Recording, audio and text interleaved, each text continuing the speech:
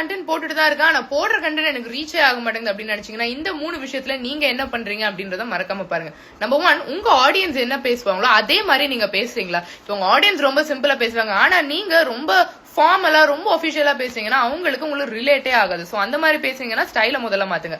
ரெண்டாவது, ஆடியன்ஸோட exact pain points focus பண்றீங்களா? ஏன்னா இந்த ரீலுக்கு நான் என்ன வேணா டாபிக் கொடுத்துருக்கலாம், ஆனா நான் என்ன சொன்னேன், நீங்க கரெக்டா போஸ்ட் பண்றீங்க, ஆனா ரீச் இல்லனா இந்த ரீல் உங்களுக்கு தான் சொன்னா, கரெக்டா நீங்க பண்ற பாயிண்ட் சொன்னா அந்த மாதிரி பேசுறீங்களா அப்படின்றத யோசிச்சு பாருங்க. அண்ட் மூணாவது, ரொம்ப முக்கியமா, நிறைய ஹேஷ்டாக் யூஸ் பண்ணீங்கன்னா நிறைய ரீச் ஆகும் அப்படின்லாம் ஒன்னும் கிடையாதுங்க. எந்த அளவுக்கு கரெக்டான ஹேஷ்டாக் யூஸ் பண்ணீங்கன்னா தான் கரெக்டா இருக்கும். நிறைய யூஸ் பண்ணீங்கன்னா ஹேஷ்டாக் ஓவர்லோட் தான் ஆகும். ஒரு ரீல்ல 3ல இருந்து மேக்ஸிமம் 5 ஹேஷ்டாக், அதுக்கு மேல யூஸ் பண்ணாதீங்க. ட்ரெண்டிங் ஆடியோ யூஸ் பண்ணுங்க, ஆனா ட்ரெண்டிங் ஆடியோவை கரெக்டா யூஸ் பண்ணுங்க. சவுண்ட் ரொம்ப வச்சீங்கன்னா அகைன் ரொம்ப மோசமா இருக்கும்.